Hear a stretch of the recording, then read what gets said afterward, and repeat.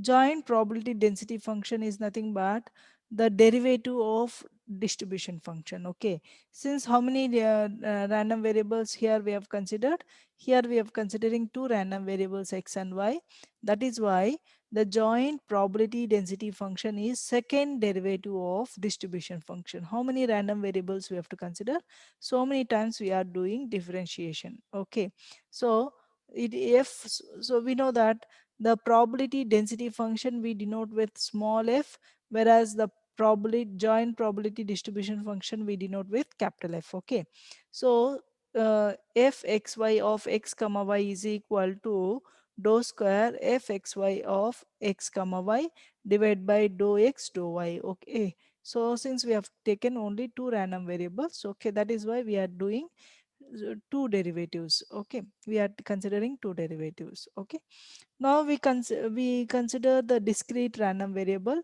Say for example, x is given like this: x is equal to x1, x2, x3, so on xn, whereas y is given as y1, y2, so on yn. Okay, so then the joint density function, the joint density function is given as fxy of x comma y is equal to summation n is equal to 1 to n, summation m is equal to 1 to m, p x1 comma ym, del of x minus xn, del of y minus yn. Okay, so we know that in the probability distribution function we will be having step function, no? So we know that the derivative of step function is what? Impulse function. So there we have two step functions. One belongs to one for x and one for y. Same way here also we have two impulse functions, one for x and one for y. Okay. So this formula is very important. All of you should remember this formula. Then only you can solve these problems. Okay. Otherwise we cannot solve these problems. And just now we have discussed that what is density function. The density function is the derivative of distribution function. So now how do you find out distribution function? The distribution function is integral of density functions. Since here we have taken two random variables, we are integrating it two times. Okay, that is integral minus infinity to x, integral minus infinity to y, fxy of x comma y dx dy. Okay, now for example, this joint probability density function, if we have extended for n random variables, so what is that we are doing here? We are taking n random variables, that is xn, where small n value is varying from 1 to capital N. Okay, so then the joint probability density function is what? It is nth fold partial derivative of the distribution function. Okay, it is nth fold partial derivative of n dimensional distribution function. Okay, so it is given as f x1, x2, x3, so on xn is of x1, x2, x3, so on xn is equal to what? So here we are doing the nth order differentiation, that is dou n dou f x1 x2 x3 so on xn, x1 comma x2 x3 comma so on xn, divided by dou x1 dou x2 dou x3 so on dou xn. Okay, so the joint density function for nth order is nothing but the nth partial derivative of the n dimensional distribution function. Okay, it is given like this. Okay, so in this you have to remember this formula every time. Most of the times we will be obtaining what is joint density function for two random variables. So what is the formula here? You have to copy this formula. It is very important here. Okay, this formula all of you should copy. Okay. Now we also discuss how do you find out what is distribution function. The distribution function is integral of density function. Since here we are doing differentiation n times. Okay, so with respect to x1 x2 so on xn, what we have to do now? We have to do integration with n times. Okay, with respect to x1 x2 x3 so on xn. Okay, like that we have to do integration n times. Okay, so now we'll discuss what are the properties of joint density function. Okay, so the first property says that the joint density function is non-negative. This is very important. Joint density function is non-negative. So it is having the value always greater than or equal to 0. What is second property here? The second property says that the area under the joint density function will be always equal to 1. So area under the joint density function will be always equal to 1. Okay.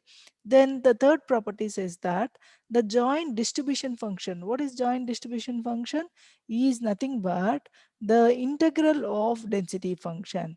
Since here we have taken two random variables x and y, we have to integrate with respect to two integrations, one with respect to x and one with respect to y. So fxy of x comma y will be equal to what? Integral minus infinity to x, integral minus infinity to y, fxy of x comma y dx dy. Okay. So then if you want to find out the probability of joint event, okay, so the probability of joint event you can also obtain from joint distribution function. No, that is also we have discussed the property. Here if you want to obtain the probability of joint event using density function, how do we define here? It is the probability of x1 less than x less than or equal to x2, y1 less than y less than or equal to y2 will be equal to what? Integral, what is x range? x1 to x2, no? Integral x1 to x2. What is y range? y1 to y2. Integral y1 to y2 fxy of x comma y dx dy. Okay. Then we also, the fifth property says that how to obtain marginal distribution functions. So to find out fx of x, what is y limit? Y limit will be infinity. Okay, so here you see the x limit is minus infinity to x, whereas the y limit is minus infinity to plus infinity. Okay, so fxy of x comma y dx, that gives us what? That gives us the marginal distribution function. Okay, similarly fy of y will be equal to, it is fy of y, no, here we are considering, so the x limits are minus infinity to plus infinity, whereas the y limits are from minus infinity to y only. So integral minus infinity to y, integral minus infinity to plus infinity fxy of x comma y dx dy.